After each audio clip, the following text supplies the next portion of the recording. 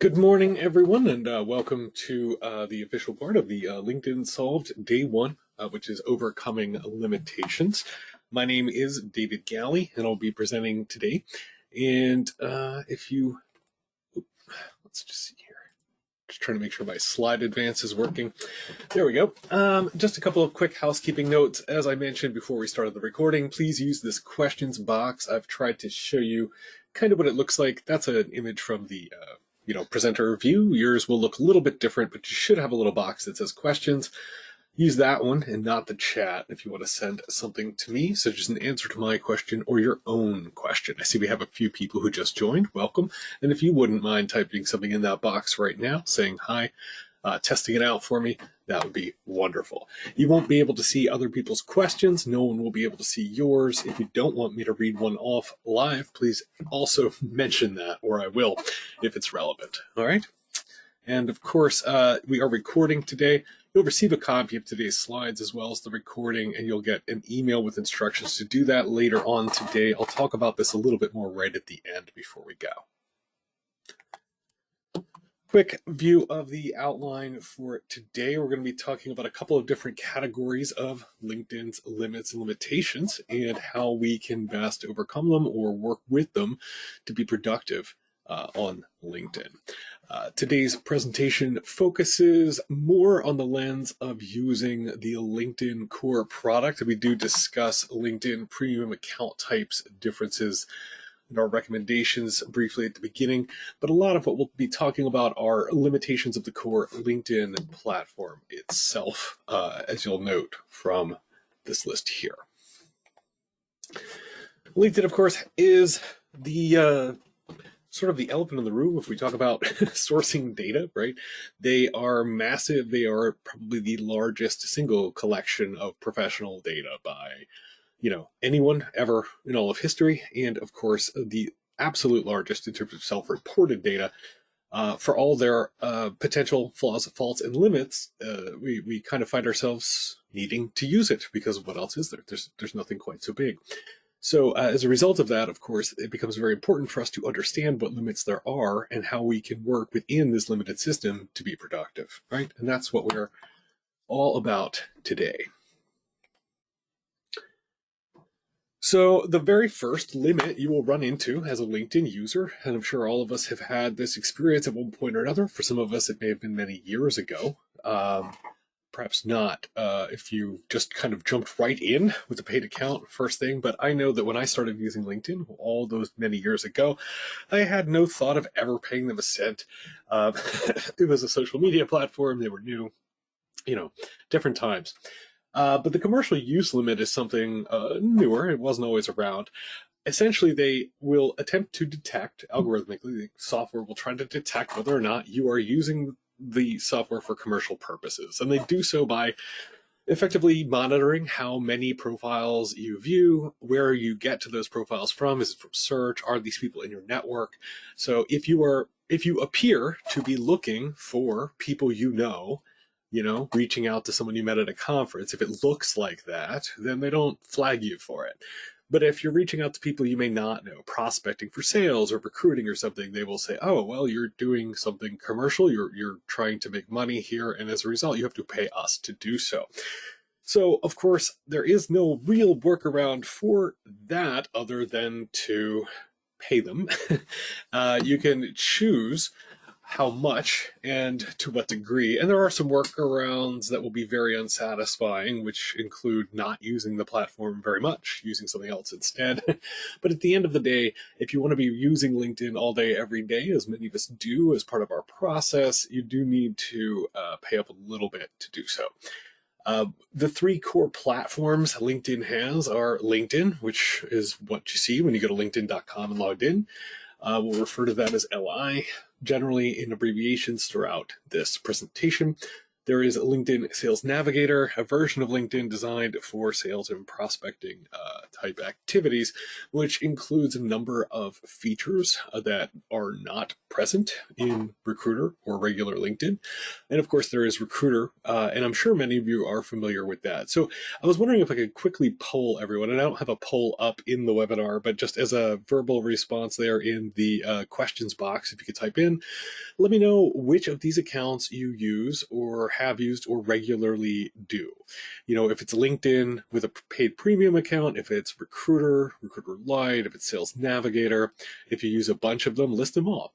I'm curious to see people's responses. We did a poll, Irina ran a fairly large poll in LinkedIn not long ago, and found that about a little bit under 20% or so of users are primarily premium users among the predominantly Recruiter audience, which I thought was neat to see still in this day and age. I thought maybe everyone had moved over to purely Recruiter, and it's clear that that's not the case. So thank you to the holdouts for proving it can be done.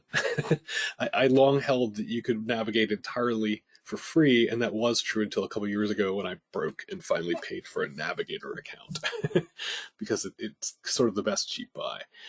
All right.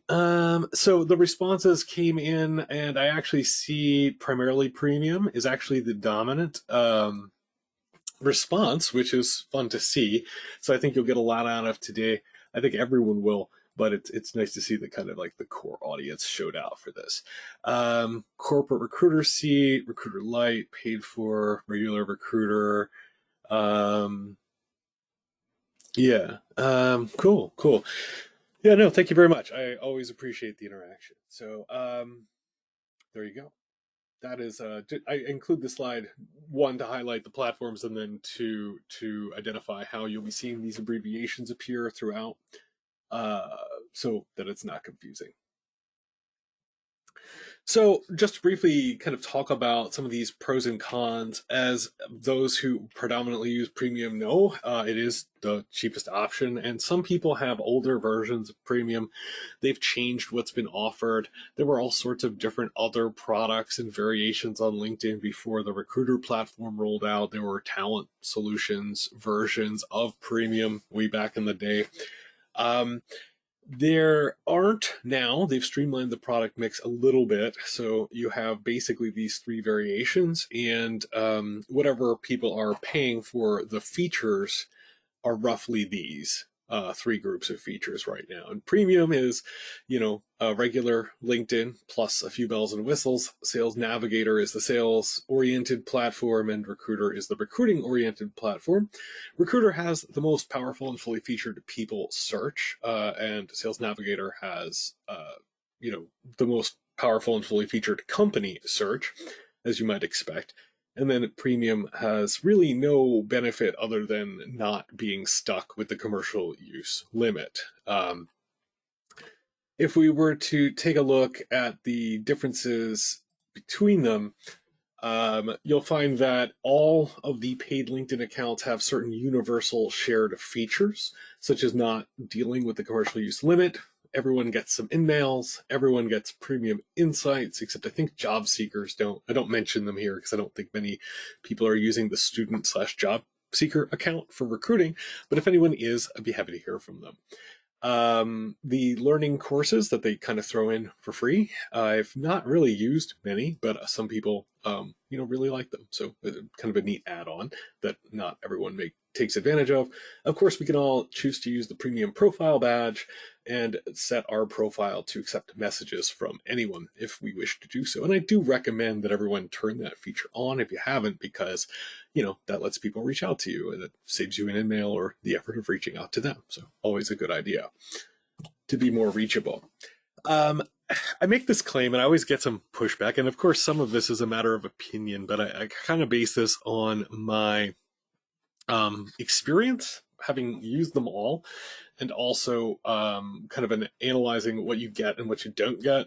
I really find that the sole feature, and for some people I know this is the killer feature and it's worth it to them, and if that's the case, that's the case. This is a personal decision, but broadly speaking, I would say that Lite is probably the worst product offering Recruiter has given us, because it's sort of deceptive in that it provides just enough to seem like you're getting value. But if you really look at the value provided versus what you get, and you compare that to what's offered in other plans, you'll find that almost all of the searching you would want to do in Lite can be repeated or improved upon in Navigator.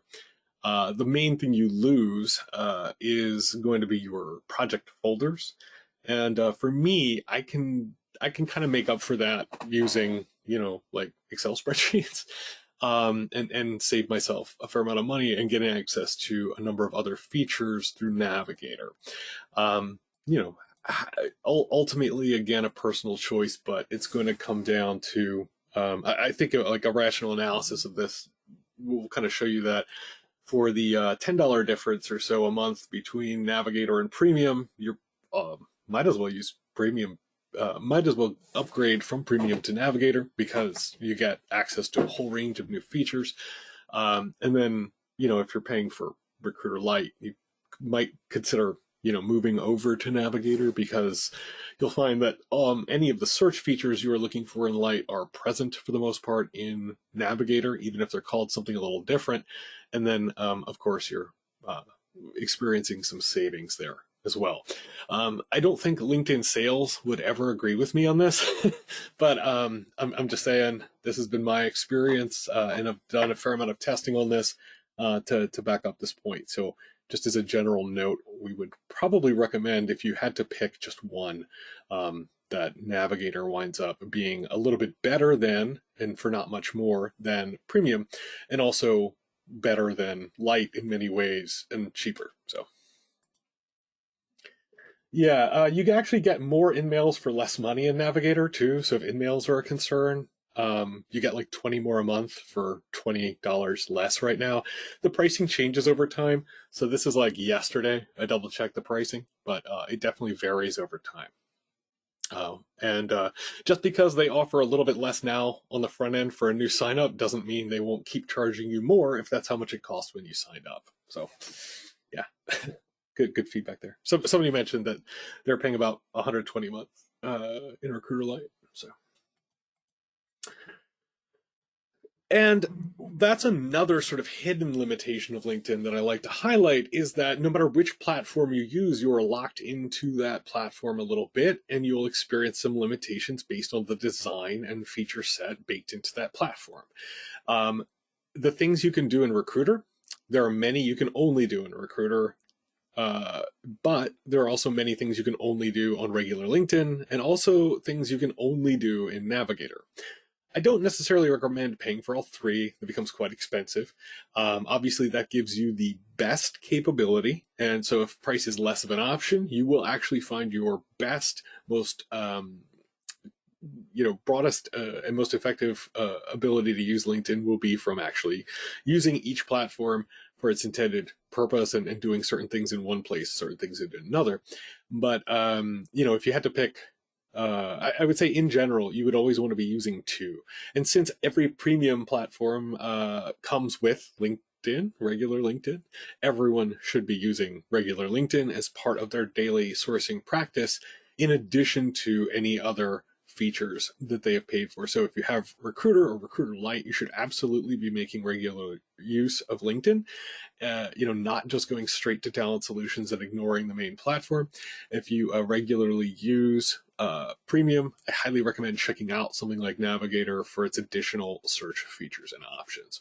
That more sort of holistic approach and using multiple pieces of the platform will fill in some of those feature gaps that we are seeing, and allow us to be better able to research and also to be more productive ultimately.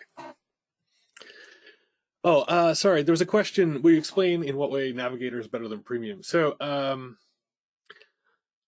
yeah, I could actually kind of just highlight that it's in terms of the search feature set that I'm speaking primarily. So, if you think about like Premium, or Business Premium LinkedIn, you are still using. I can show this actually. All right, so when we talk about search capability, which is the context of what I'm saying here not exclusively, but primarily, and you can see my prompt here for Navigator. This is the same search, right? Whether you pay or not for LinkedIn, premium or regular, you have the same search and limitations, right? If we look at Navigator, you have a completely different search platform. Also, LinkedIn Recruiter has a completely different search platform and search interface, and they provide search features and capabilities that don't exist in the others. So, Recruiter, LinkedIn, Navigator. Navigator has more features than here, and it's not a lot more money, considering you're paying like what, 70 for one or 80 for the other. You might as well get access to all of this and the bonus InMails versus this, right? You can do both now. And there are things you can do here that you can't do here. There are things you can do in each of these that you can't do in Recruiter. And there are things that you can do in Recruiter that you can't do in either of these. What I'm saying is that if you look at the overlap between any two platforms, such as Sales, Navigator, and regular LinkedIn, that overlap gives you about 90% of what's in Recruiter. Recruiter plus LinkedIn gives you like 95% of what you can get out of Sales Navigator, and so on. Does that make sense for the question? So more InMails, more search capability, additional features for not a lot of a price difference, like literally $10 a month right now. So yeah. So again, we're just talking about we overcome this sort of hidden limitation of the platform designs by combining platforms. Mainly what I'm saying is if you have premium, consider using Navigator. If you have Navigator, use regular LinkedIn too. If you have Recruiter, use regular LinkedIn as well, right? Combine the platform features to get the most out of your experience. Hopefully that ultimately makes sense to everyone. Okay. So looking at some of the structure and universal limitations of LinkedIn, and again, this is sort of through the lens of using this LinkedIn.com main interface, but many of these limitations apply to every piece of LinkedIn, because while the search interfaces and systems are different, the kind of data engineering structure is the same. And so some of these limitations apply universally.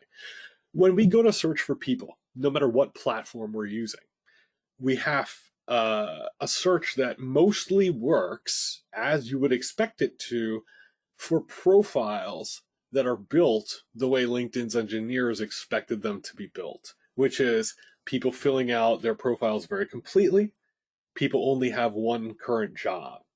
People only attended maybe one school and completed only one degree.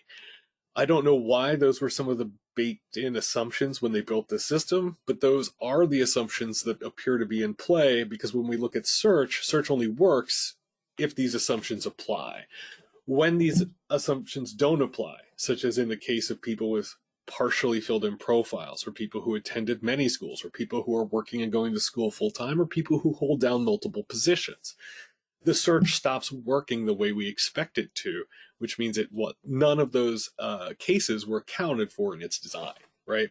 So unfortunately, that is a universal structural limitation to LinkedIn that we have to be not so much working around, though many of these workarounds, that we'll discuss are relevant to that, but we have to be cognizant of and keep this in mind so that when we approach a search problem, we understand what the system just can and cannot do, and use that as the baseline for our reasoning as we approach each challenge and its solution.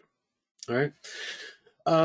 We also see, and we'll be discussing a little bit later, this interpretation of terms that occurs where LinkedIn will look at one search and it will pick out certain words and say, okay, because you included these words, you really meant to do this other thing, and we're going to do it for you, even though you didn't ask us to. And that changes the results you see without you ever knowing necessarily that it happened, because you didn't tell it to do that.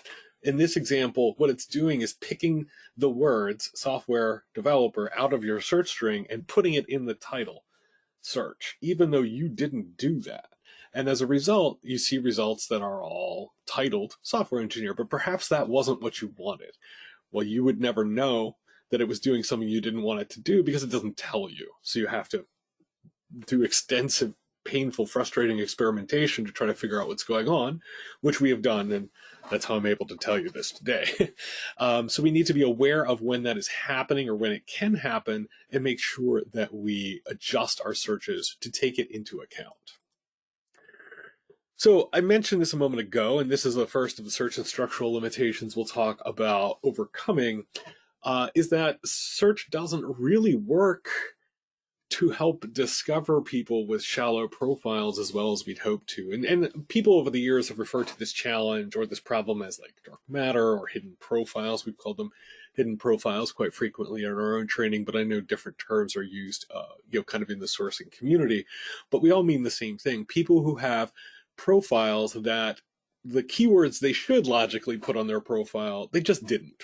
They didn't care. They didn't know how to design a LinkedIn profile, what have you. They put in a title, they put in a company, they put in no level of detail, right? And it turns out that actually that's a huge portion of LinkedIn members. For whatever reason, fortunately or unfortunately, most LinkedIn members do not fill out their full profile like it was a resume. They leave things out. They don't bother filling in things. They leave out entire prior careers that they had before they started doing what they're doing now, right? And I'm sure we've all experienced this or run into these profiles before. Everyone's familiar with this, right? We've all seen kind of like shallow profiles that aren't really filled in correctly.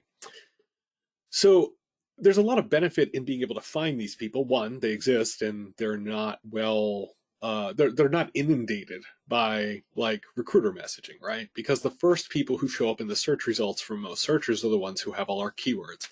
Well, you can find the people who have the obvious keywords. I can find the people with the obvious keywords. Everyone in the call can find the people with the obvious keywords. We've all messaged this person. That's a big, really competitive group of people going after a small number of potential candidates. So if we can expand our search and find these people that aren't being surfaced by the obvious keywords, then of course there's a huge value in that. We have much better competitive advantage going after them as prospects, and of course we can just in general be more productive if we're reaching out to people who are more likely to respond, right? So if they can't be found with the keywords that we think of to search for, then how can we find them? Like, no matter how good we are at building a big OR string of terms that describe a particular discipline, if none of those keywords are present, how do we find them? And the answer to that is that we search for them indirectly. We use indicators, things like where do they work, things like what is their title where they work, where do they live. From these things, we can get a sense of what someone who holds that title, who holds that, who works at that company, who lives in a particular place, what are they likely doing? Right? I could call myself a recruiter and I could work at, the labor ready office in town here. And I would be doing a very different job than someone who calls themselves a recruiter and say works in engineering recruiting for Amazon, right? Same title, different job. And if all I have on my profile is something like recruiter, well, okay, you could find me that way. But what does that tell you? But if you look at the company I'm working at and the title I have and where I am at physically, you can look at what that company does in that location and make some reasonable guesses as to what my day-to-day recruiting is like. Right? And so how do we know those things? How do we know that this company does this and they do this in New Jersey, but they do a different thing in Colorado? How do we know that? Well, we do some exploratory research, which is a fundamental step, an easy one to skip if you're not, if you don't build it into your regular practice, but it's a core and fundamental research and sourcing skill that we teach in many of our other courses as well. And broadly, or simply put, rather, exploratory research is all of the exercises or searches or things you do to learn enough about either the individuals you're looking for or the labor market in which they exist to come up with these indicators, these terms, these identifiers that we can search for to find people who may not include specific functional keywords in their profiles. There are other applications as well, but in the context of the particular limitation we're overcoming, that's what we use it for. Fortunately, though that may sound complex, Most of it is very simple Google searches, right? What does a recruiter do? For this company in New Jersey is a straightforward Google search, and you may find some very complete answers to that question just by typing it in.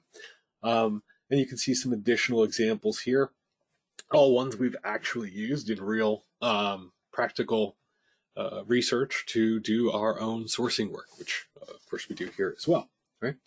So we just do some simple searches to inform the types or the information that we will use when we go to run our LinkedIn searches.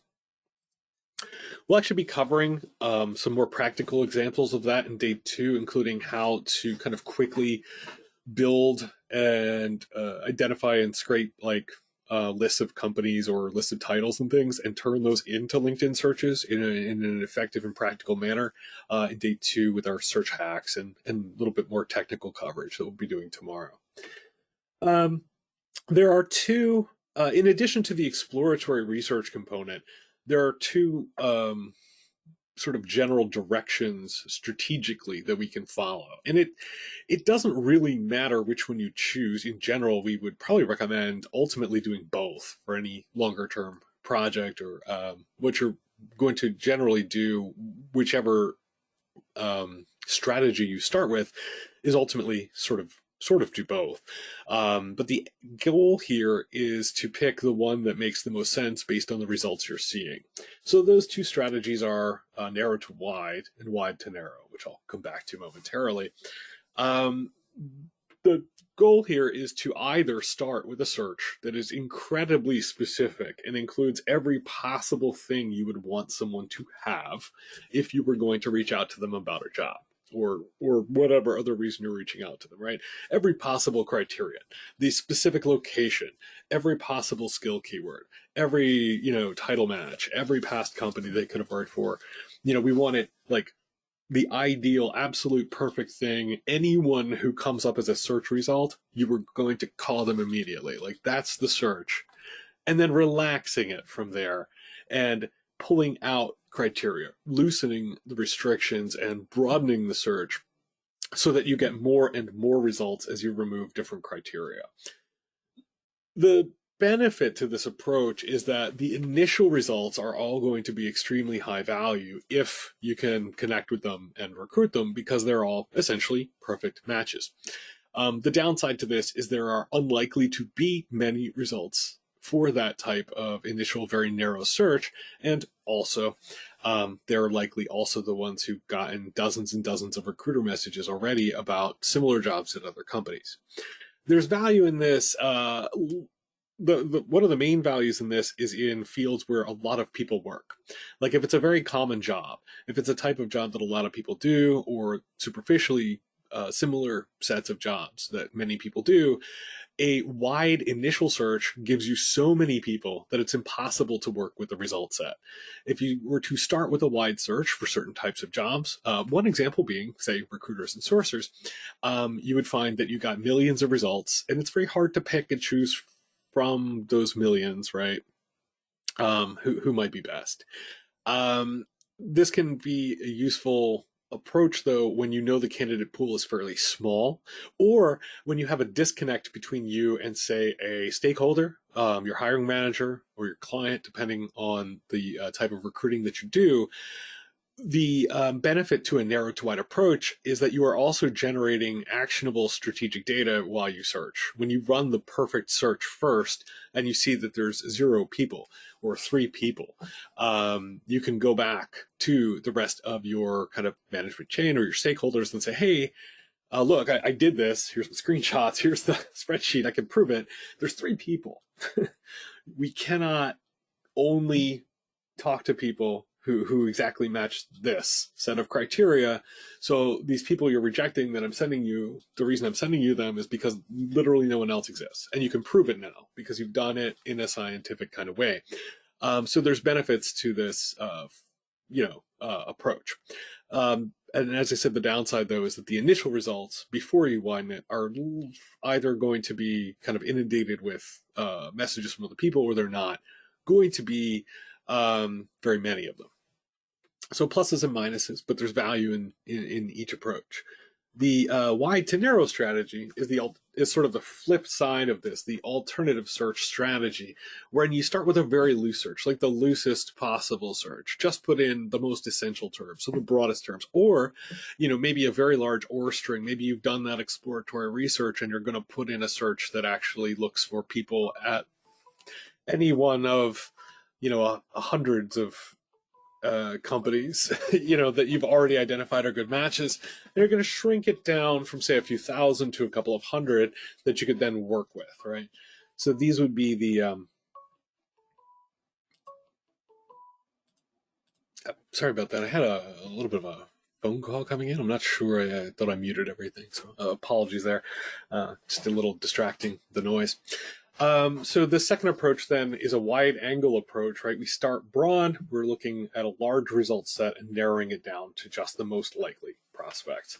Again, value in both approaches. Which you start with will probably be informed by your intuitions about the size of the candidate population, and also how much trouble you're having finding people, and who you need to report to or justify your strategy to.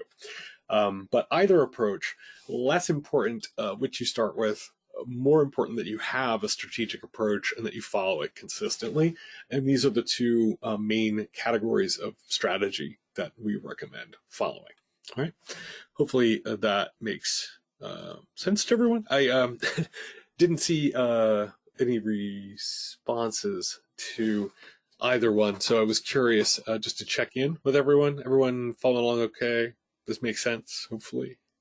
Any questions about the importance of using... Okay, good. Cool. Thank you very much. Yeah, the feedback helps, right? Thank you. And then also it's important to note, sort of implied in the previous slides, but I want to take a moment to call it out. This is an iterative process. Every time you relax a criterion or add a criterion, depending on which way you're going, watch the results, see how they change. Are you actually gaining precision when you add a keyword? Or are you introducing an ambiguity that maybe you didn't realize existed? Do the results become clearer or more confused? Keep in mind what's going on, keep track of what's going on, and incorporate your discoveries. Maybe you realize that by widening from a city to the metro area or the state, you see a massive increase.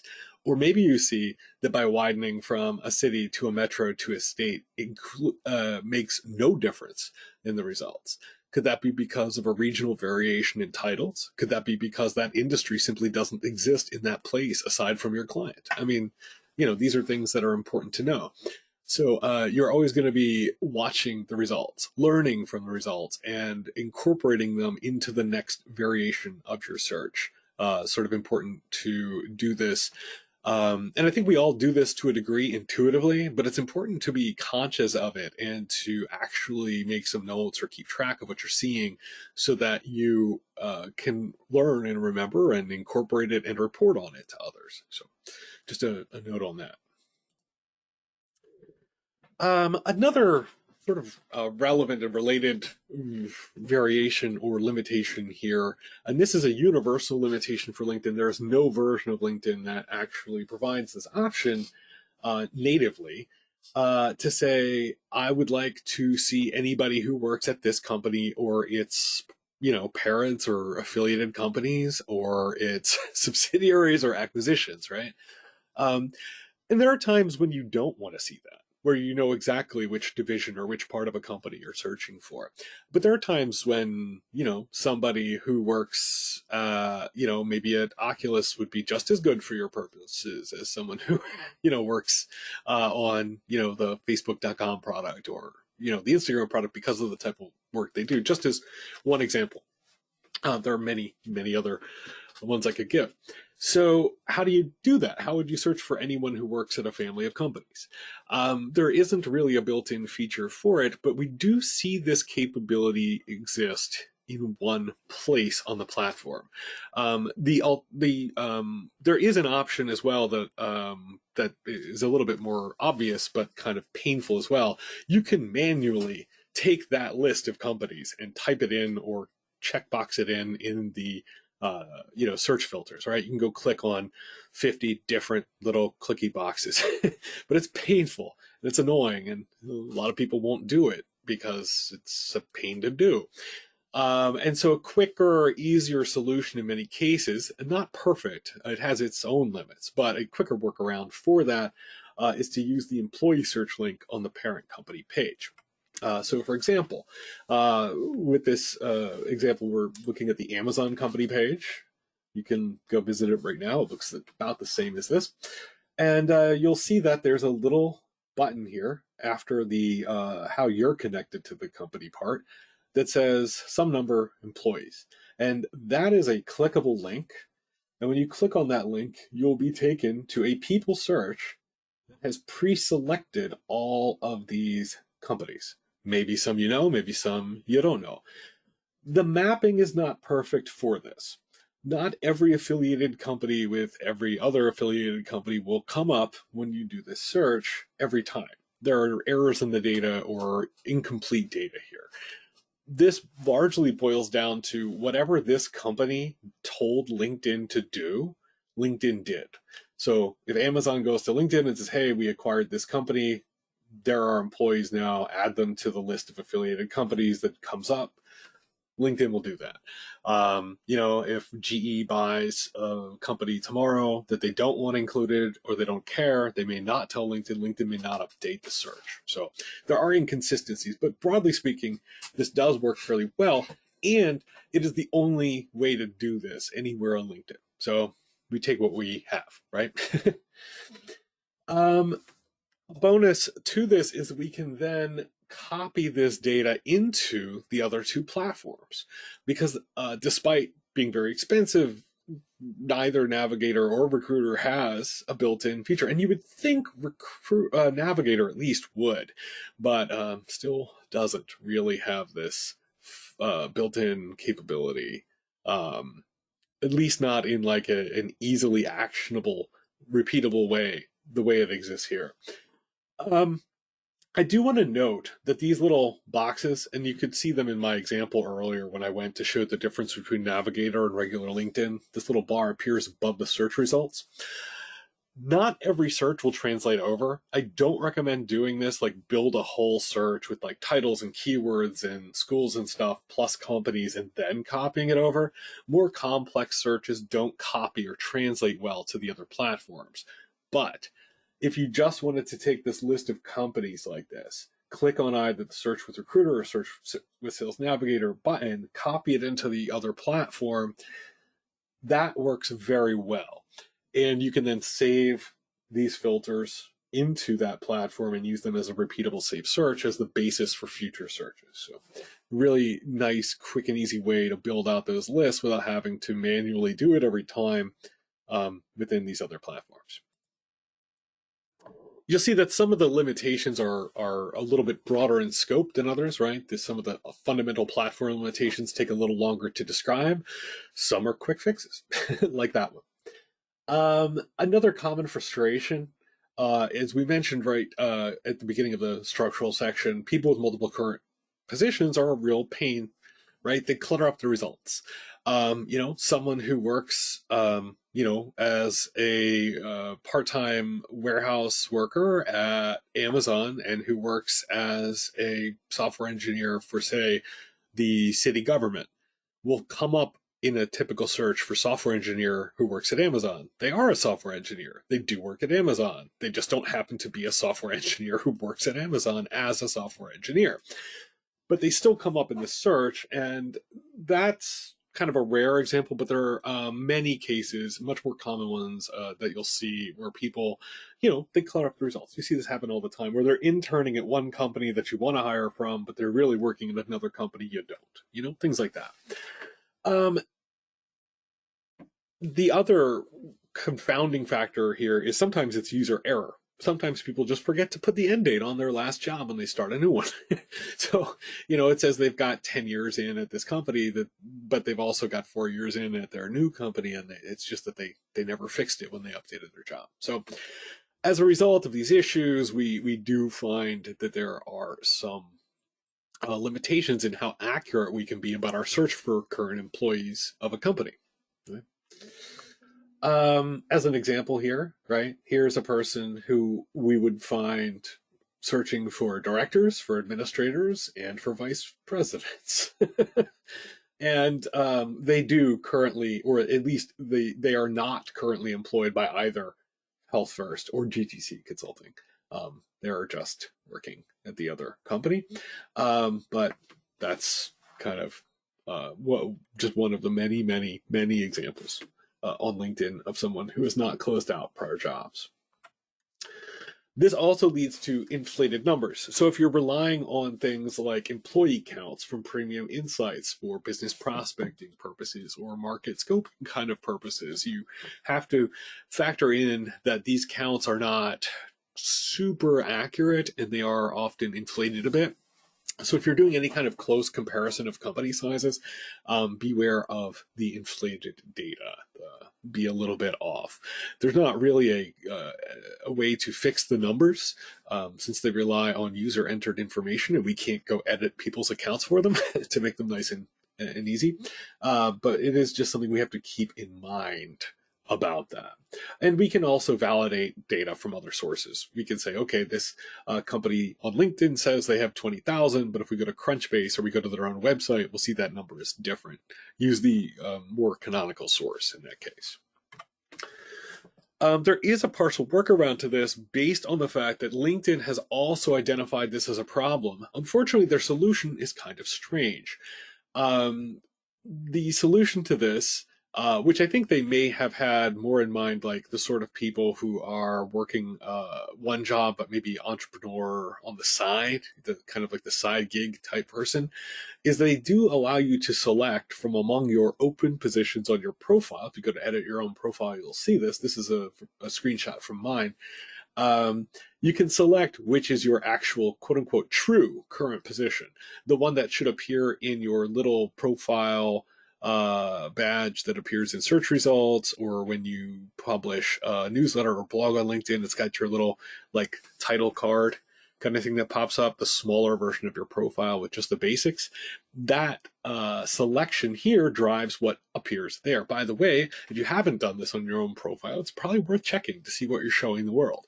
But this also informs what shows up on your public profile when you Google what words are there in what places. And it does affect Google search results as well. So the default for this, if you don't edit it, is going to be the one you put in most recently. Not always, but generally speaking, there's like a little quick, easy to miss prompt when you add a current experience that will want you to make it your true current role. You can also manually edit it later. And when you run into this, you'll see that most people have their actual true current main job listed, even if they weren't aware that they were explicitly doing so. And that means that we can X-ray and find true, quote unquote, current positions from Google, even though we can't necessarily specify them within LinkedIn. There's no like extra box we can check on LinkedIn that says only show results where this is the selected current position. Even though that data exists, it can't be searched for. So we can search from Google.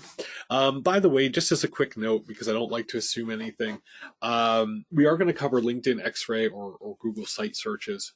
X-ray is just another name for Google site searches. We're going to talk about them in a lot more depth in day 2. It informs a lot of the content for tomorrow. But as a quick note for anyone who's unfamiliar for whatever reason, we just mean using the site search operator on Google, which limits the results to come from one website. For LinkedIn profiles, the basic string we use is this one, site.linkedin.com/in. That is going to limit the results just to LinkedIn public profiles. And then you'll see that there are many tricks and tips we can give, and we will, and there's a few more in this presentation along similar lines. But the main one is going to be just knowing that the true current, if any, true current role, the title and the company are going to appear in the web page title, which is what the in title operator searches for LinkedIn public profiles. So putting these pieces together, and we have a clickable example here, which I will click and drag on screen to show you. All right. We have people, current job, talent sourcer, not always in that order, because we didn't specify an order. We just said both words individually. But, English is English, and most people express this role as talent sourcer. But it could also find people whose job title is sourcer for talent, because both words will appear. So again, just putting those pieces together, we can search for people's true current title, regardless of how many open positions they have on their profile. So kind of a neat workaround, which we can get through Google. Another example here, which you can also click to repeat on your own time. Okay. So that is the kind of best practice workaround for the people with multiple current positions. If we only want to find people with a more limited search, a less cluttered version of the search is going to be done through Google instead of LinkedIn. The next limitation we'll discuss is going to be sort of the difference in experience between the selections that we're prompted to choose and the text-based searches, which are often pushed to the bottom or the side of the search interface and a little harder to see. I think ultimately LinkedIn does us a disservice by deprecating and making less emphasized the text-based search, which ultimately I find to be the better way to go most of the time. But they make it trickier and trickier to use, I think largely because they don't trust us to be smart enough. So it's sort of like odd, but I just don't think they think we know how to search. So they kind of add a lot of things to search for us that don't work very well and take away our ability to control our own destinies, which is a little unfortunate. But fortunately, they do leave the features here, however de-emphasized, and as a result, we can still use them. The main difference here, and here's an example, is going to be that the selections will find people who are linked to a company. When you go to your profile, when you add an experience, when you enter a company name, it prompts you to select a company from a dropdown that comes up. And when you select it, it links your profile to that company. LinkedIn knows for 100% certain you are linked to that company. And so anyone who is linked to the company shows up when you choose the company from the dropdown and click the checkbox. However, not everyone does that. Not everyone, clicks on the right company. In some cases, you'll see a huge difference in the numbers when you search for a keyword to appear in a company name versus the link to that company. Sometimes you will get better results from the checkbox because, for example, if you're searching for people who work at Apple, the computer and consumer device company, there are a lot of companies that have Apple in the name. There's like Apple One Staffing. There's a bunch of Apple Orchards that have Apple in the name, and all of those show up if you use the Apple keyword instead of the Apple selection, right? Same idea here, right? Google and the company, stuff like that. Like there's a lot of companies that have like Google Advertising Limited in the name, stuff like that. So those can all show up. So you can get good or bad results from focusing on one or the other, depending on what you're trying to do. But it is important to know the difference and how they work so that you get the results you expect, depending on what you want.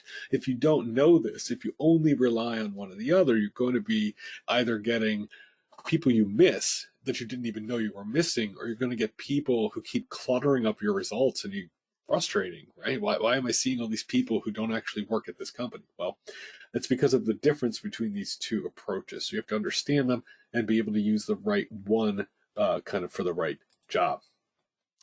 Broadly speaking, there are, not broadly speaking so much, but specifically relating rather to people search, we will see these are the main differences, right? These are our selections and these are our text boxes. And the text boxes all currently support Boolean search, the main search box at the top, as well as the field-specific keyword searches. First name field, last name field, title field, company field, school field. Title and company focus only, even though this doesn't say it anywhere here, and you have to really dig down in the help documents to find any mention of it. Title and company only search current company. School searches any school. First and last name search both current displayed name and any other names that are listed on the back end on the profile. if you go into your profile, you can see that you can now edit to include other names, prior names, and it will search across all names, not just the ones currently displayed on the profile. So none of that is clearly stated anywhere for the user, but I can tell you based on review, extensive review of the system and the search documents that is the case. So these, however, do all do exactly what they say. If you select one of these checkboxes, it works for the most part as it describes. It's just that it doesn't always find everyone correctly because not everyone enters the data correctly on their profile or the way that LinkedIn expected them to, correctly or not. A couple of basic notes about Boolean search on LinkedIn. We're going to be using the three operators explicitly written out and or not to adjust our search. We want to use an explicit and for precision purposes, though we do not have to. Not and or must always be written out, and doesn't have to be, though many times we will want to. And in general, if we are using field-specific search boxes, we should be considering moving words from, say, the main box to field-specific boxes or field-specific boxes back to the main search so that we can get broader coverage in our results. The text boxes all follow the same rules in people search. There are different types of searches, company, jobs, schools, etc., that work a little differently, but we'll describe the people search behavior here. I'm not going to read all of these off to you, but essentially, right, as I said, capitalize the operators, quotations, mark out phrases, and brackets kind of block out logical groupings within a search. So if you have multiple ors, you may bracket around them so that you don't mix your ors with your ands. And LinkedIn search becomes much more productive when we leverage ors. LinkedIn has some interpretation in its searches. Its interpretation is not always great. We find better results, generally speaking, by being precise and specific in what we search for on LinkedIn. Is very different from how we search on Google, because Google has much more effective kind of interpretation and kind of machine learning behind it that LinkedIn doesn't have. So if you've done some like Google training recently, you may have realized that ors are falling out of favor there, but on LinkedIn, they're still very much an important way to search. Unfortunately, that is hard to do because of the Boolean limitation. And the Boolean limitation is universal and applies to everyone. It doesn't matter how much you pay. If you're using LinkedIn people search, like the one we were just showing in the examples, you are limited by this and have to work around it or live with it. The precise limitation is not published, but our testing indicates it's roughly 7. Boolean operators can appear in a search before the results get limited by this filter. Which means that if you have any combination of ands, ors, and nots written out in your search, count them up, and once it gets over a certain number, you will see you just stop seeing results. It can vary. It does vary a little bit search to search, but 7 is roughly the limit that I've seen over time. The reason that we can work around this limitation is because the actual way they wrote the filter in LinkedIn's code is really, really simple. They just kind of count them, and they count them by space, Boolean, space. And I've highlighted the spaces here with yellow. If we replace a space with another character, in this case, a bracket, an open parenthesis, then the filter doesn't find yellow, Boolean, yellow. It finds yellow, Boolean, green. And so it doesn't count. So you could have a theoretically infinite number of these. It's not actually unlimited because there are some other problems with LinkedIn. But in theory, you can have an unlimited number of these as long as you use the bracket version of writing the string, right? So the huge, massive limit, very frustrating, can be defeated quite simply by rewriting our search strings using a slightly different kind of way of writing them, right? And that's just to put these brackets here. Again, describing this in text for those who are going to be reviewing this later. I'm not going to read off every word, but essentially what we're looking at is changing our searches so that, for an example, we wouldn't write doctor space or space physician. We would write doctor space or open bracket physician close bracket. Right? We do the same with all ands and nots that are written out in the search, and as long as all of our operators are bracketed correctly, the limit never comes into effect. A more practical example demonstrating the power of ORs is, let's say we wanted to look for predominantly women in our results. One way we might do that is to take a list of the most common first names for women in our area. And for US English, this is a fairly common list of names. If we run this search, however, we will see that LinkedIn produces no results. Now that's strange, right? And you also see it's kind of broken. Like, look at that. It doesn't work. That's the result of clicking this link. But if I click the second link here, yeah, there. I think I knocked it off the screen. We'll see it works quite well. Because we defeated the filter. Same list of names written a little differently gives us more reasonable results. So as long as you bracket your Booleans, the limit is gone. I know that the bracketing can be a little confusing to look at or to think about, but it's not that tricky. Fortunately, while you're learning to do so, or if you have a long list you'd like to build quickly, we have a tool you can use to do that. And just click on this link when you get the slides. You can go to here. You'll make your own copy. Don't try to edit this. It's our version. Make your own copy from the file drop-down menu and then edit that. There are instructions on the screen and some additional features you can use. Play around with it. If you have any questions about how to use it, just reach out to us during your month of support. We're happy to help.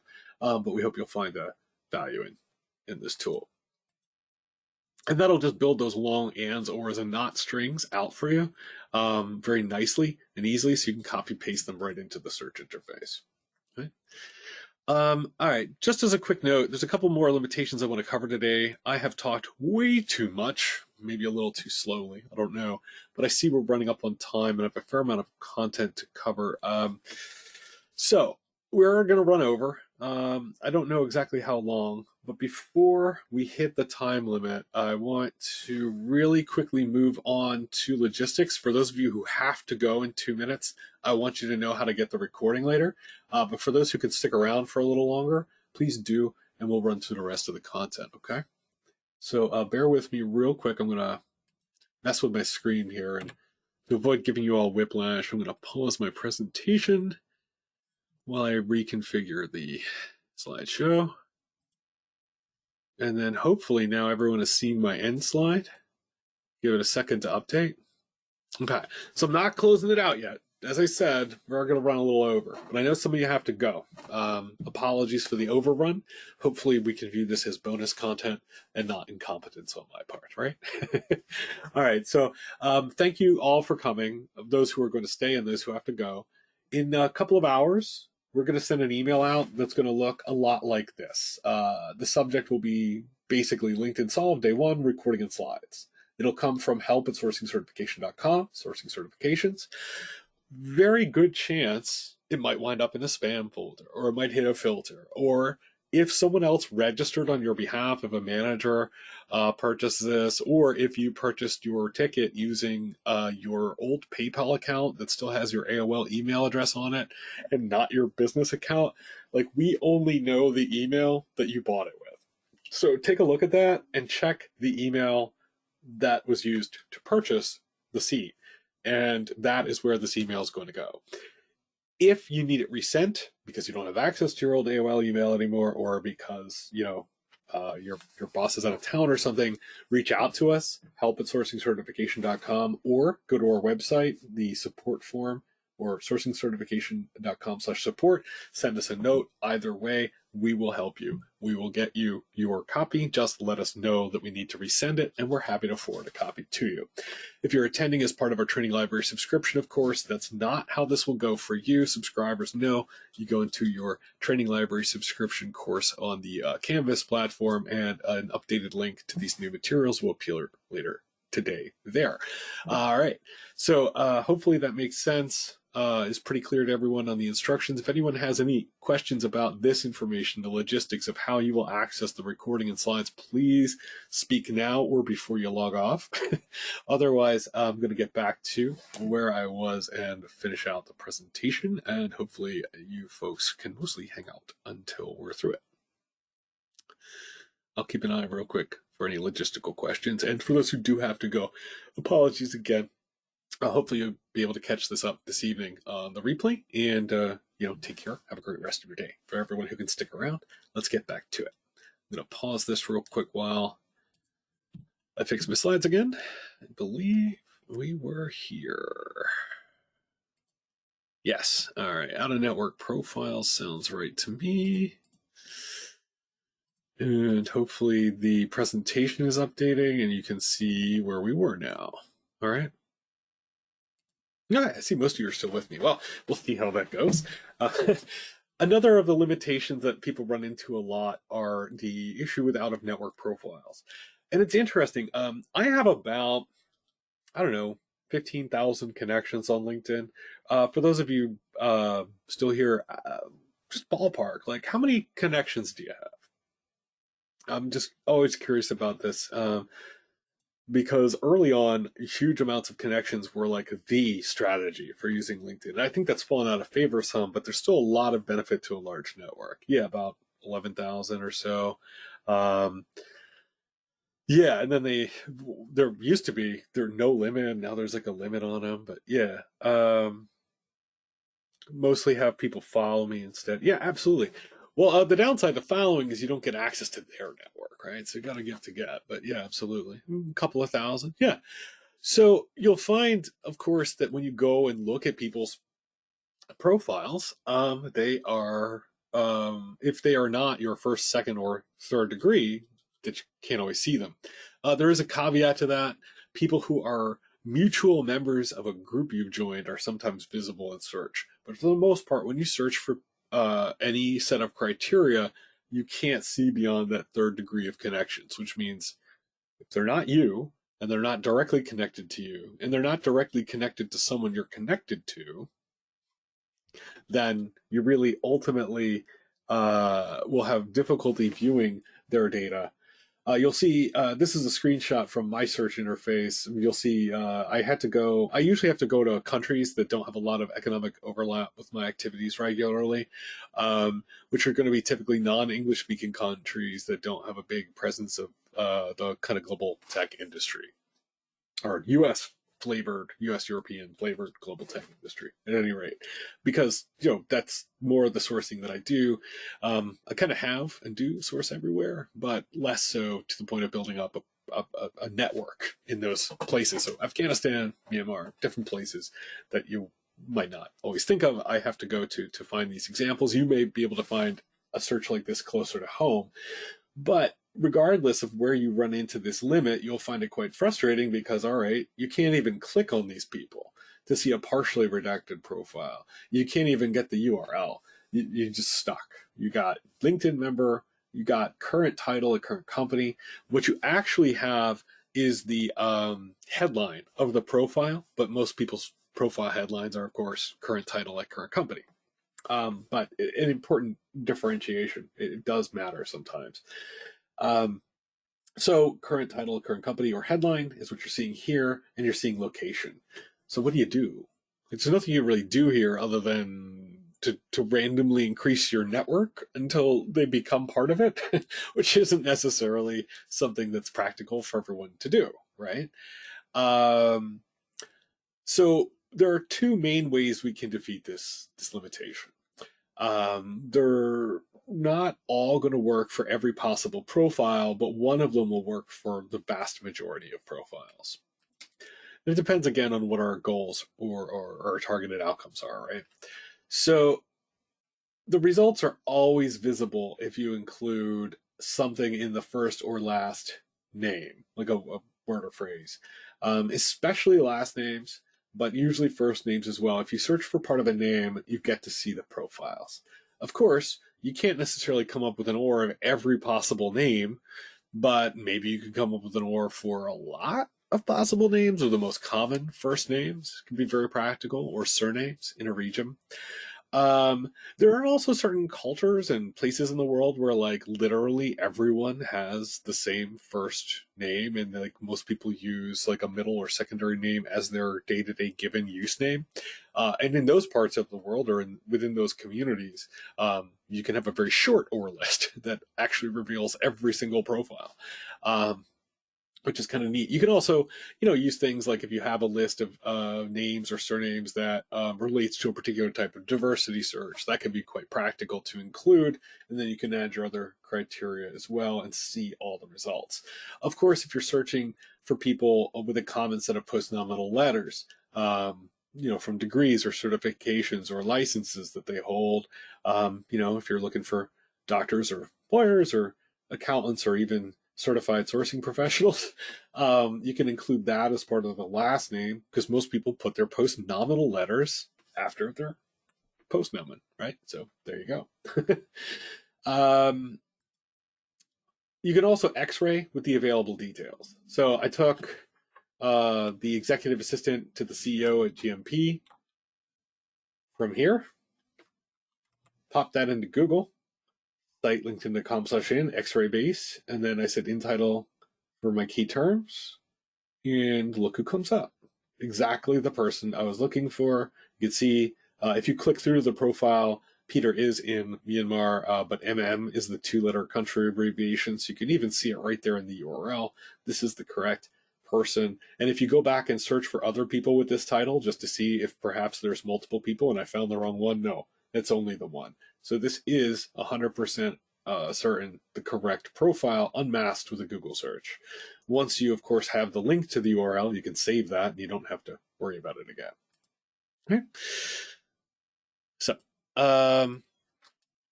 that is how we get around kind of those LinkedIn member or hidden profiles. In the full version of Recruiter, not Lite and not Navigator either, you can actually just get everyone's profile. So if you have a full, like the full boat expensive corporate recruiter seat, you can see every single profile, every name, no limitation there. But other than that, everyone else kind of has to deal with that, because in like the different other flavors of Recruiter, like Lite, and there's actually another weirder, older one called Professional Services that we have a few seats on. You get unlocks instead. Sales Navigator also has unlocks, so you can click to unlock a name, but you only get so many a month, right?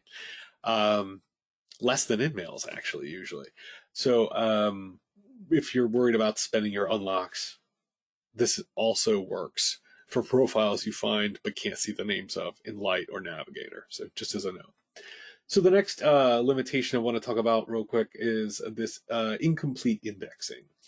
So we, Irina had been really working to solve some major kind of concerns or problems with LinkedIn search, like running searches that just were not producing results. Like she would take like phrases that she could clearly see on like her profile or my profile or anyone's profile, but that search wouldn't find the person. And there's no documentation that says this should be the case anywhere on LinkedIn. So we would assume it's unintended, a bug, a problem. But as it turns out, Irina was finally able to actually get a response from LinkedIn recently, and she's blogged about that fairly extensively over on booleanstrings.com. And she learned or had confirmed directly that this is intentional on their part. They just ignore, not randomly. There's a logic to it, some sort of algorithm, but they just ignore certain words and phrases. And it's not that the words are consistently ignored, like a stop word, like at or the or. Like those words, many search engines might just ignore because they're not meaning, they're too frequent or too common. But they'll ignore things like, you know, like actual meaty words. So here you can see an example of searching for a keyword that exists that you would expect it to work. Like this is working the way we expect it to. We took a phrase from Frank's profile, we searched for it, we found Frank's profile. That makes sense. This is what should happen every time. But here's an example of it not, right? So I have this phrase in my profile, blending cutting edge technology. And when you search for blending cutting edge technology, there's nobody on LinkedIn that has this phrase. Well, I have this phrase. Others do too. Why doesn't it show up? It's not that this phrase is ignored categorically by LinkedIn so much as that um, certain phrases from certain profiles are not indexed. So it's piecemeal. They have a logic behind it. They sort of intentionally only pick certain words from certain profiles to make those searchable. But as a user looking at it, there's no way for us to know which word will they pick, which word will they ignore on my profile, your profile, any given profile. So they only index or make searchable. When I say indexing, that's just kind of like search engineering talk for making it searchable by this word. So they don't make every profile searchable by every word and every phrase on that profile. And that actually is true in two different ways.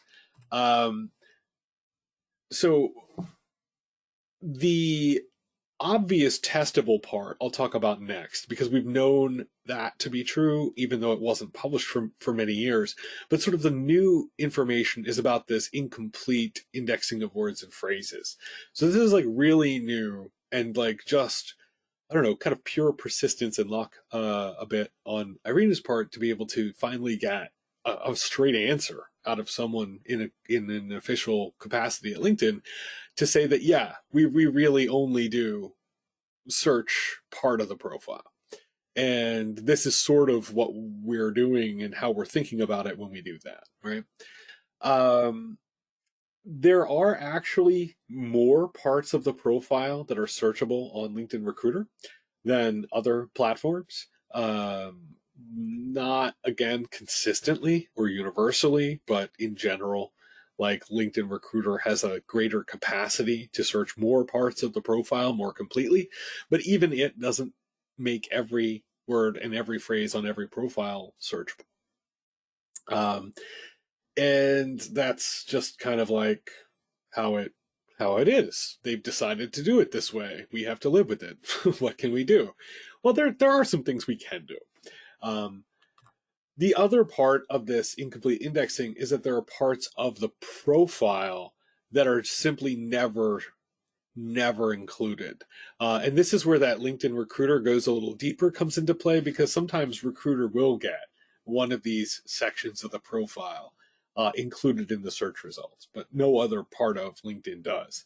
So, all those bigger parts of your profile, like the additional stuff you can add to your profile that you think, this will make me more searchable. This makes it easier to find me, Well, as it turns out, huge chunks of the profile are completely ignored by LinkedIn search, just not included very frequently. Now, again, it does vary by which part of the platform you're looking on, which ones of these actually become searchable or not searchable. But main LinkedIn never or almost never will find a word that only appears in one of these sections of the profile.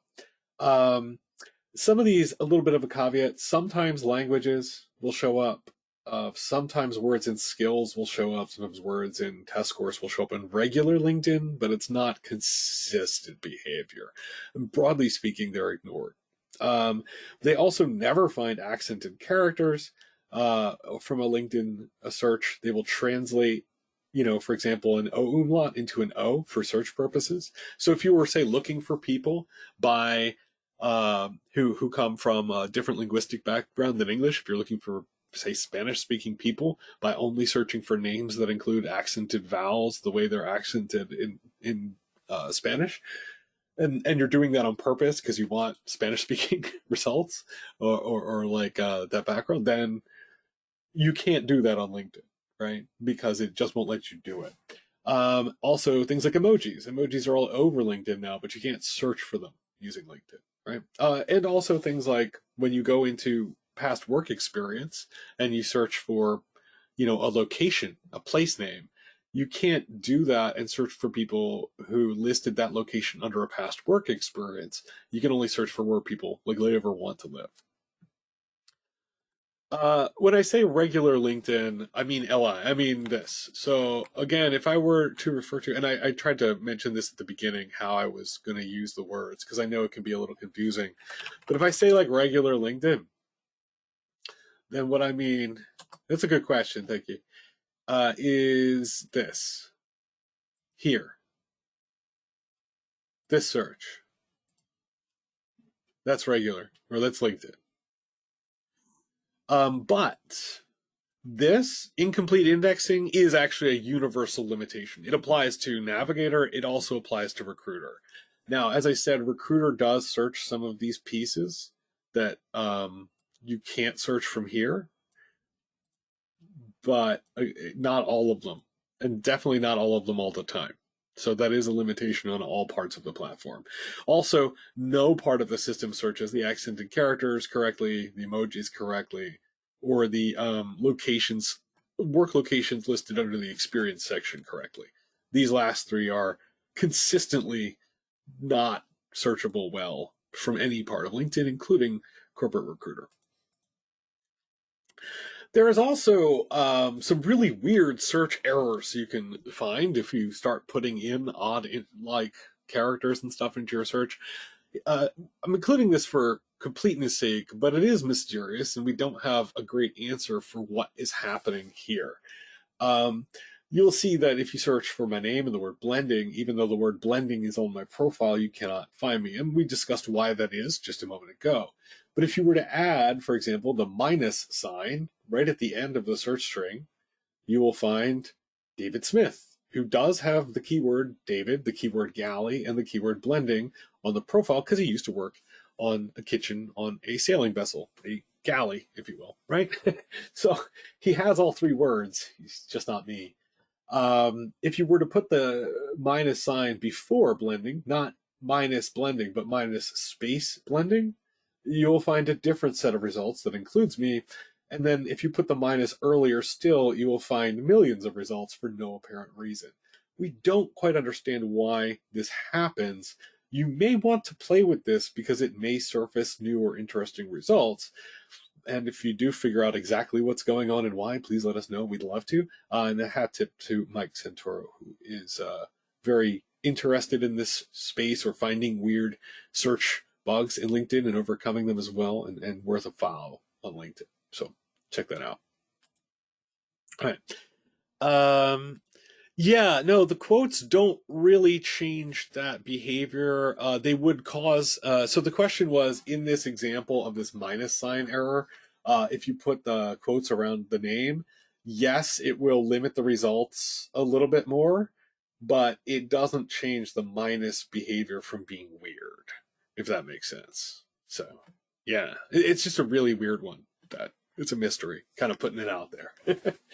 So the answer is, how do we search for unindexed words? We can't search for them. How do we search for them? Well, we can go back to Google, and again, we can do some more complicated exercises, and there will be more explanations. For example, this one is quite complex here. The work locations found under experience.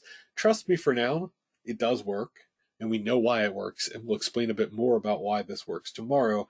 But you can do this search, and you can do it from Google quite straightforwardly. Using a structure like this one, and these links are clickable, so you'll be able to review them when you come back to this later, when you get your slides.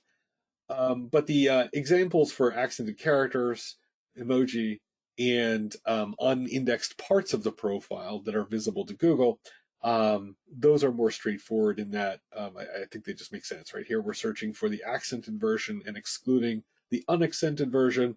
Here, we're just typing in the emoji, and here we're just searching for the text of the profile section that we're looking for, right? And just examples of these searches again, these are all people who are living in San Francisco who previously worked in Chicago. Not a search you can do on LinkedIn, not even in Recruiter. People who are named Maria, but not Maria, are going to be here. I don't think I pronounced that correctly. My Spanish is terrible, non-existent practically. But here we can see, right? We've included Maria but excluded Maria. And that can be important if you're looking for people from certain linguistic or, cultural backgrounds where names are written in a different way. It's useful to be able to do this, especially for like DEI efforts, and it's a shame we can't do it directly on LinkedIn. Um, if we include a desktop computer emoji, we kind of see the sorts of people that we would not be surprised to find using this emoji, right? Software engineers and technical type people. If I were to put a phone emoji, I would probably find people's phone numbers, right? Stuff like that. So you use emoji in a lot of fun different ways. Not everyone has emoji on their profiles, but those that do, you could find them quite interestingly in these ways.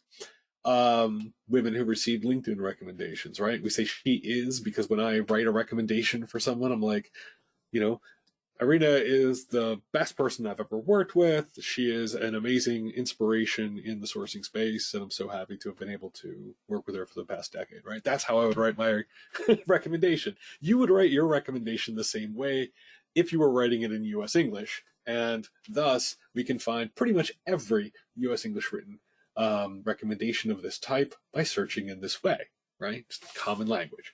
If we were to do it in French, we would modify it a bit to be appropriate for French, but same principle would apply.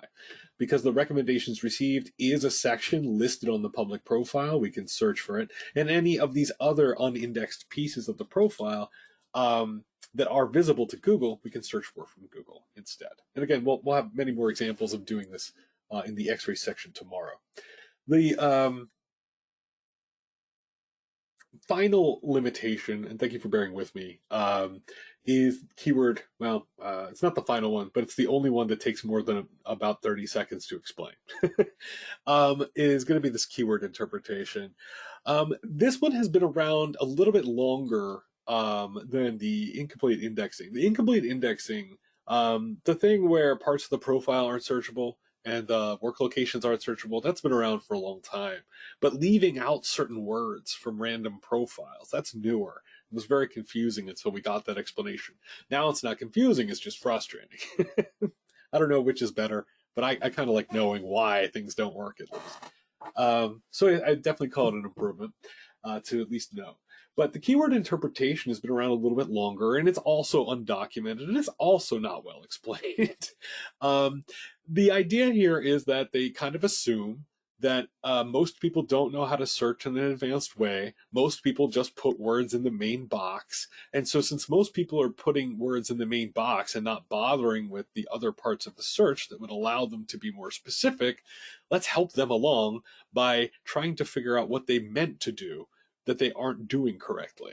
And we will just interpret the searches. We'll put an easy mode on search and we'll try to do it for them, which is coming from a good place, but with unfortunately terrible outcomes, especially for people who do know what they're doing, like us, you know, all of us here. We have an interest in this. We want to search correctly. We know how to do it. We're learning how to do it. And LinkedIn will defeat us by trying to help when we don't need it. And that's kind of where we wind up. So we will see things like abbreviations and related terms are found. So you may search for SR. It will also find, for example, maybe SNR or senior or something. Or if you search for senior, maybe show SR. And that's kind of helpful. We like that when it's little like that. But let's say we're looking for the word software. We're looking for the word engineer, but we don't care if the title is software engineer. Well, what if LinkedIn says, we think you care anyway, and we're only going to show you people with software engineer, which means you're going to miss all the Java developers and all the code ninjas and all those people. And maybe you want to miss them, so it's not so bad. But if you want to see them, you won't see them because LinkedIn thinks it knows better than you. And maybe it does for some people, but not for us, right? So we want to defeat this interpretation. We want to just see the thing we asked for, right? Not necessarily what LinkedIn thought we meant, right? The other downside to LinkedIn guessing and giving us what we didn't ask for is that LinkedIn does a really bad job of guessing what we meant most of the time. Um, Google does the same thing in a way that is so brilliantly executed that it is actually helpful, and LinkedIn utterly fails to live up to that standard, unfortunately. Um, so just a quick example for the expanded abbreviation. So there's kind of like two different types of interpretation. One is this word is mapped to another set of words and we think they mean the same thing. So if you type in one, we're going to show you all of them. The other type is moving pieces of your search on the back end from the main search box into one of the field specific boxes. So even though you put it as a general keyword, it's searching as if you put it in the title box. So there's two types of this interpretation, and I want to highlight them separately. So the expanded abbreviations or the related keywords version of this interpretation has us finding things like we search for VP and we find results that have VP and also results that have vice president. And of course, some results may have both, but that's not what we're focused on here. We're focused on, how it's finding two different things, even though we only searched for one. If we search for vice president and we kind of like make it very specific that we're looking for these two words with an explicit and here, we're not looking for vice president, we're looking for vice and president, very specific, very precise. Well, you can see now we're missing the VPs. And that's what we wanted because we were very clear about what we wanted. And if we search for VP and not vice and president, so any profile that has VP but does not include the combination of vice and president will be excluded or included here, we see there's, a different set of results. So this is a controllable behavior. We can sort of defeat this type of expansion or account for this expansion by using very precise Boolean search. And you'll see I've written my Booleans here, even though there's only two or one Boolean here and the limit wouldn't apply. I've still written this as if I was defeating the Boolean limit because it's a good habit to get into. And I would likely combine this with another piece of Boolean as well under the company. So it's just good to not have to count them all up every time. You can just write it in the kind of newer limit defeating way, get in that habit, and you'll just find that your life is easier when you get in the habit. But you can see how the searches vary depending on our level of precision. Do quotes help to trick the intelligence? Not really. And it depends on what you mean.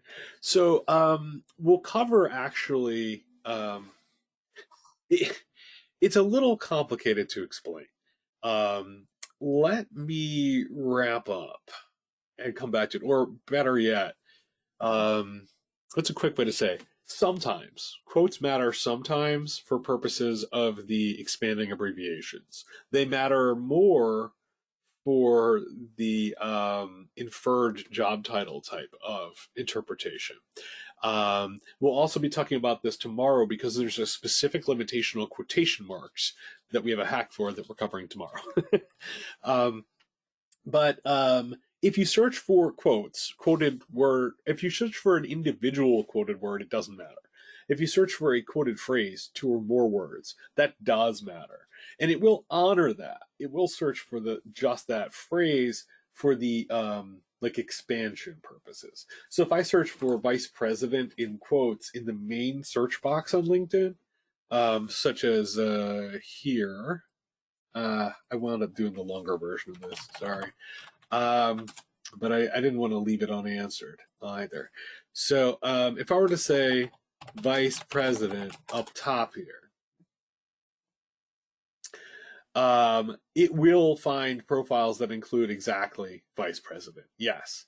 That is not true if I put vice president in quotes in the title box because and you'll note, by the way, one of the kind of annoyances here is see how I put it here, and I now have to go back and delete it here. And this is roughly what I got for vice and president, but a little bit different. All approximate. Anyway, you'll see here I put the quotation marks, but like if I were to kind of run the search a little differently. Sometimes we run into situations where LinkedIn deletes these quotation marks randomly from our search. So there's problems with it. So it can help if you have a phrase, but you can't do it for VP in quotes. It's always going to find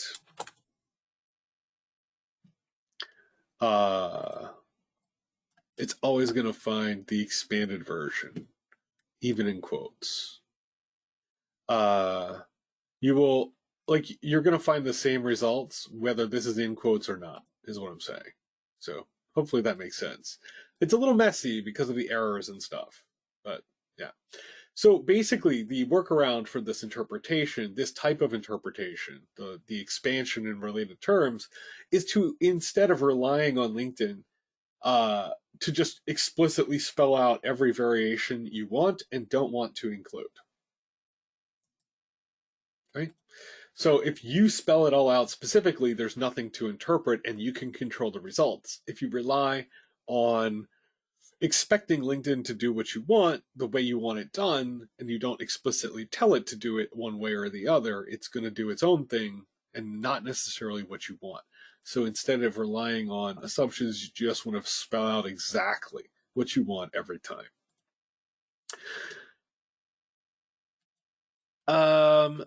There was a request for kind of like a specific search for a person. If I have time, I'll do that. But I am running long and have a couple more slides. For job titles, you'll see things like we search for talent manager recruiting. Literally, all we're saying is the word talent, as well as the word manager, as well as the word recruiting, have to be in a result for us to be interested, right? That's all we're telling it. But you'll see we're not getting those results. We are getting people who have the title talent manager and also the keyword recruiting. That's a smaller number of results than people who have all three keywords on their profile, which is what we told it to look for. This is a difference of about, what is that, like 3-4x multiple of difference? Massive difference in results, which maybe doesn't matter because you can't look at all 672,000 results anyway, and you probably meant this, most people do, but there are definitely going to be times when you don't want this to happen and you don't get a say. There's no checkbox, no setting where you can turn this on or off. It's on, and it affects every search you do, whether you want it to or not. And so the only real way to defeat this is to be cognizant of it. And if you suspect this is happening in your search, to defeat it by changing up your keyword order or otherwise changing it so that the filter doesn't realize that there's a possible job title in your string. There's a few easy ways to do this, depending on your preference. You can sometimes just rearrange the words. This is the least effective but simplest thing to do. You can we found that the asterisk has no official behavior or purpose on LinkedIn. Like, it just doesn't do anything. It ignores it, except that it doesn't quite ignore it because, as you can see here, it does. If we were to run these two different searches, we could see that landscape architect, right? No asterisk. And with asterisk. With asterisk. No asterisk. Oh, I have two versions of asterisk. No asterisk. Asterisk. About 50,000 results different. Why? Well, just because of different ways of writing out. We've said people who have landscape and architect in their profile here, but we're getting here is people who have landscape architect as a job title. And there's a huge overlap there because most of the people with landscape and architect on their profile are in fact landscape architects, but not all of them. And maybe we want these too, right? Again, it depends what you're looking for. You can rely on this behavior to simplify if you're doing a very straightforward search, but if you're doing a more complex search, be aware of that and know that you can, by introducing an asterisk randomly between words, defeat this interpretation. You can also change the order of the words. And finally, you can rewrite your search to use explicit ands to defeat the interpretation. Because when you do an explicit and. It basically serves the same function as the asterisk or the reordering of the words. It just breaks it up enough that the very simple and unsophisticated word filter that's detecting potential job titles doesn't see a job title anymore. This is just like the Boolean workaround was, where you have a very simple filter that's looking for a very simple thing, and when we write it a different way, it doesn't see the thing it's trying to filter, and so it works the way we want it to. The final two limitations are fairly straightforward. Don't take a lot of time to explain, so probably about 2 more minutes here. I'm happy to try to take a couple of questions at the end as well. We have our limitation. Essentially, job search makes no sense. is the limitation. I don't know of a better way to describe this limitation other than that it is incomprehensible, the behavior. So you search for one thing, you maybe get results, whether you're expecting them or not. They don't necessarily look right. You try to narrow it down, maybe say, okay, maybe what we're seeing here is like an interpretation. Let's try quotes or something, even though that doesn't work in people search. Job search is different. Maybe it'll work. And now we see there's more results with what we would expect to be a more limited search. So we have a broader search producing fewer results than what we think is a more limited search. Right? It makes no sense. Why would that be the case?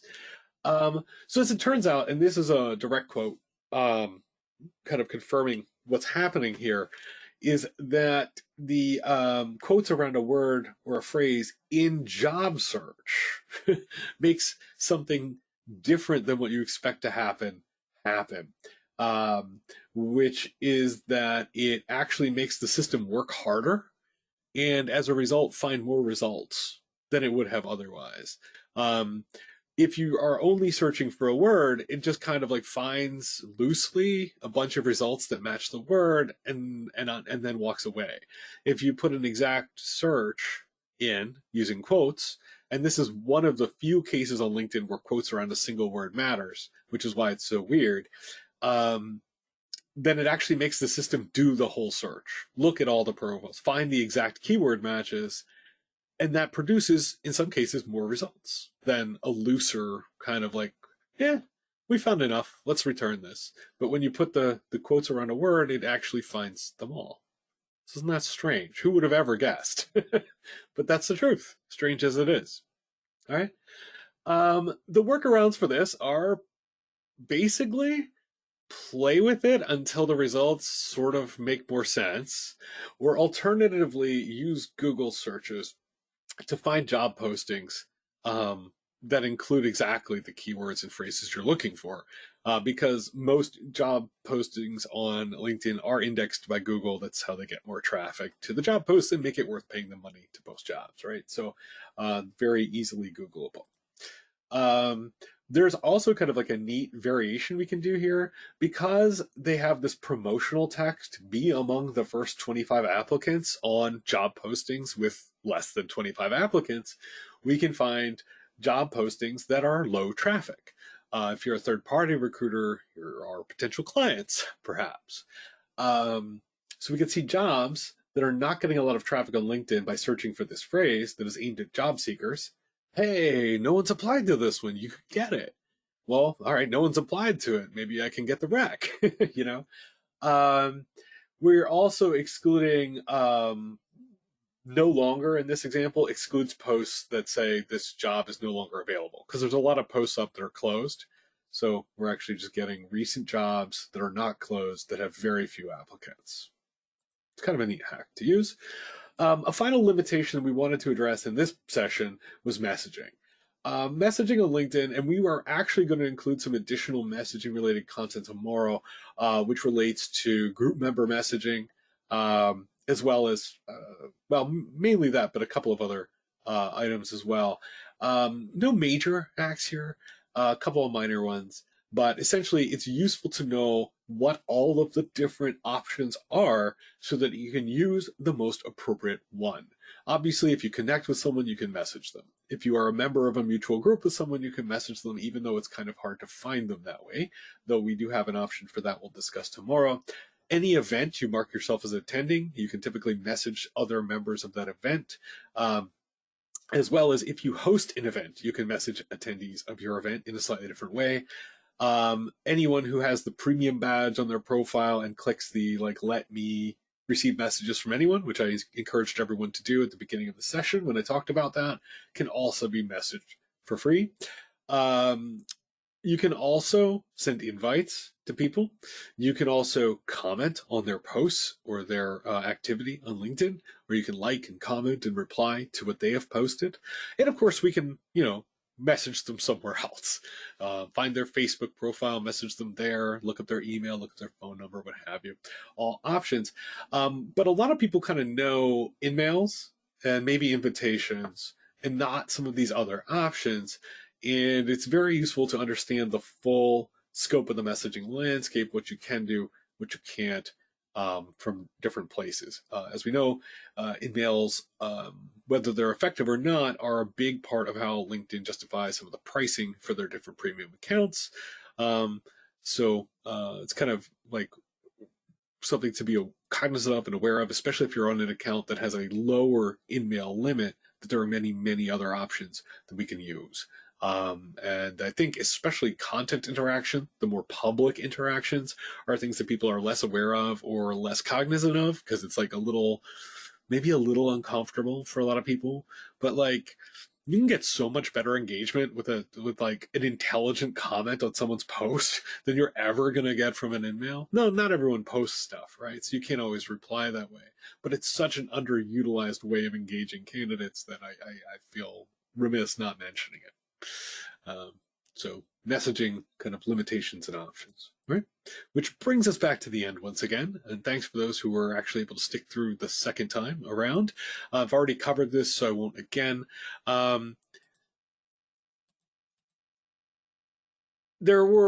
think there were a couple of questions that I wasn't able to answer. Just didn't have a good. Oh, yeah. Emoji search. There was a question which was, is there a good site to copy emojis from to put into searches? I use either, and I'm not sure if this will present correctly because of the way I'm. Can people actually see that the on-screen keyboard? I have Windows 10, and Windows 10 and 11 both have this. It's a limited set of emoji. The way Windows implements emoji, which is actually different between different versions of Windows, is kind of weird, and it doesn't have all of them. But if you're looking for one in particular, there's like Emojipedia, I think. Yeah, it's got them all. So there's a lot of these. I usually just Google it like phone emojis.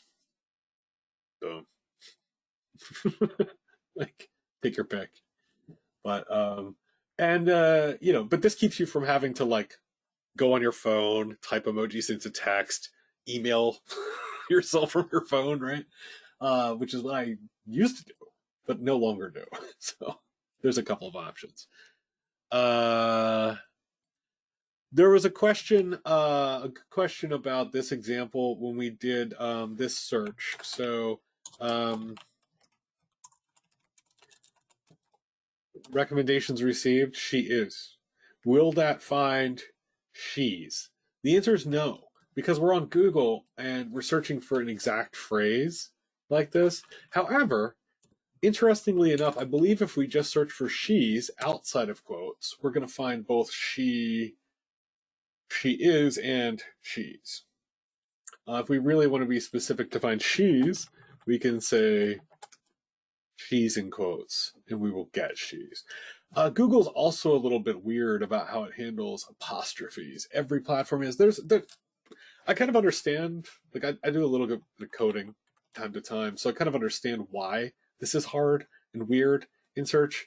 But it shouldn't be because it's such a common thing to want to search for. But if you really wanted to be sure, you could search for she's or she is, and that'll cover all the bases. All right. I don't think I missed any other questions. Oh, sorry, I did have one. There was one about comparing account types. Um, Sorry, let me just see. Yeah. So the question was, just to clarify, basically, after LinkedIn Recruiter, which is very expensive, your next recommendation for recruiting would be to use Sales Navigator as the next best account type, or Sales Navigator plus regular LinkedIn. And that the answer to this question is yes. That is my recommendation. Um, and I highly recommend Google Docs as an easy solution to projects because the projects don't actually offer all that much functionality that you can't get out of like Excel. So, I mean, other than being in one place. But yes, so the answer to your question is yes, you understood what I said correctly. Um, and then the last one I got was I don't understand the full context of this, but it was what happens if you search for this. So this is what happens when you search for Simon the Headhunter. But the is a stop word, which makes this a little weird. But I'm going to try with an explicit and to see what changes here to satisfy the question. Right. In this case, we get no difference, probably because of the inclusion of the being a stop word. If we were, which is a bit of a different thing, like sometimes. So yeah, no real changes here. But again, this is not a common enough thing for what's the word? For the filter that looks for common companies and job titles and things that infer job title behavior, as I called it. This isn't like a common job title. You would see that not happen so much with things like this, if that makes sense. If you were asking something else, I apologize. I misunderstand you. And please reach out to us during your month of support. We'd be happy to review. All right, well, that ran hugely over. Many apologies for that. Hopefully, I was entertaining enough to justify at least part of that time for you. Thank you very much for coming, for hanging around. And please do reach out. Use that month of support. We'll see you tomorrow. We will absolutely get tomorrow's presentation down into a more reasonable amount of time. This was the first presentation of this version of this class. We restructured a lot of it, and thank you for being our test audience as we figure out what fits in an hour and what doesn't. Well, thank you. I appreciate that. Most people saying, no problem, it was worth it. So I appreciate that. All right. Thanks so much, all. Take care for those coming back tomorrow. See you then. We're, going to have a great show for you then, too. A little bit more technical, but nothing too hard. We'll explain everything as we go. Cool. All right. Take care, all. I'm going to close out the presentation now.